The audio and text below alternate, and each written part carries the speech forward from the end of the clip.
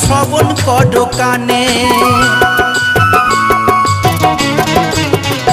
যত পাপি তাপি তোরে গেল এই হরি নামে, মুখে বলো হরি নাম শ্রবণ কর কানে। হরি নামে আছে সুধা,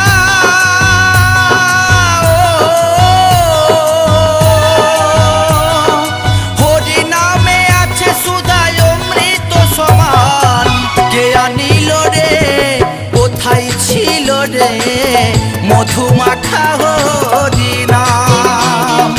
কে আনিল রে কোথায় ছিল রে মধু মাখা